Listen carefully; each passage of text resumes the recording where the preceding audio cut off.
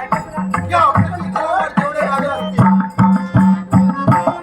पहिले बोलायला नाही माहिती आई आई वेट करते सख्या हनुमंताचा आशीर्वाद घेऊन प्रत्येक राजकर्त्यावर ह्या राजकर्त्याने स्वारी केली. खटवांगाने स्वारी करून करून कित्येक राजकर्त्यांचा सेवक केलाय. हा हा म्हणता म्हणता ह्या खटवांगाने या पृथ्वीवर स्वतःचा साम्राज्य निर्माण करण्याची सुरुवात केली होती. स्वर्ग लोकावर स्वारी केली. स्वर्ग लोक जिंकून घेतलाय. स्वर्गाचा अधिपती हा राजा खटवांग झालाय. पाताळावर स्वारी केली. अताल विताल सुताल पाताळ अशा सप्त पाताळाचा स्वामी हा खटवांग झालाय. पृथ्वीवरच्या कित्येक राजकर्त्यांना एक एकाच्या माना चिरल्या.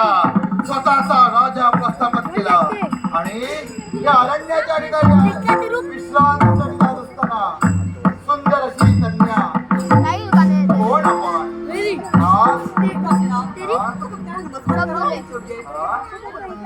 आहे शिवाने मंगल असे आशीर्वाद या अरण्याच्या ठिकाणी हा भरधारी पोशाख पाहून कोणीतरी भरोशाचा कोणीतरी ओळखीचा व्यक्ती असेल म्हणून आपण माझा नमस्कार केला आहे. शिवाने मंगल असे आशीर्वाद.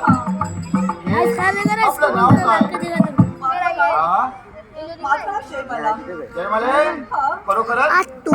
वेदांत दादा आणि अनेक दादा येणार होते अजून नाही आले. नाही तिथेच राहणार आहेत घरीच राहणार कशाला नाही कोणाच्या घरी तुमच्या अनिकेताने केली चावी नाही पण त्यांच्या घरी थांबेल नंतर मी गेली घरी की तुमच्या तुझं सुंदर रूप पाहिलं राजा खटवांगाच्या मनात चावी दिलेली हे सुंदरी जन्माले तुझ्या सोबत या राजा खटवांगाचा विवाह व्हावा अशी राजा खटवांगाची इच्छा आहे. हा तुमची इच्छा वाईट नाही असं मी म्हणणार नाही. बरोबर तुमची इच्छा योग्य आहे. हा पण तुमच्याशी लग्न मी करू शकत नाही का कारण म्हणून याचं कारण माझे सर्वश्रेष्ठ माझे बाबा आहेत आणि बाबांच्या आज्ञा घेतली आहे आणि बाबांच्या आज्ञेशिवाय मला लक्षात ठेव पाताळाचा स्वामी स्वर्गाचा स्वामी अर्ध्या आधी पृथ्वीचा स्वामी हा राजा खटवांग आहे. राजा खटवांगाला कुणाची नाव चालत नाही म्हणून तुला सांगतोय तुझे देवत असतील ते ठेव त्यांना घरी. आज राजकर्ता तुझ्या समोर आहे. राजकर्ता तुला मागणी करत आहे इथे थांब आणि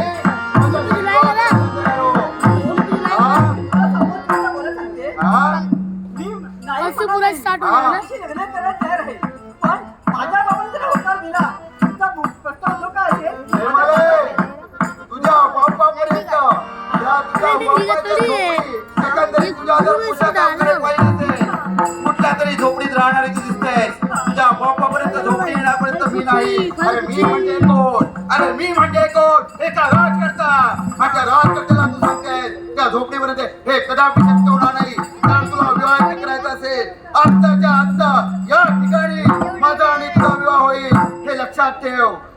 अहो राजकर्ता आता पण तुम्ही शांतपणे ऐकून घेतलंय मला वाटेल उद्या म्हटलं वाटलं काय तुमची इच्छा कधी मान होणार आहे म्हणून म्हणते वा जय माले ना ऐकणार नाही तर हा म्हणजे लक्षात ठेव तुझ्या या सुंदर देहाचा मोडा मोडा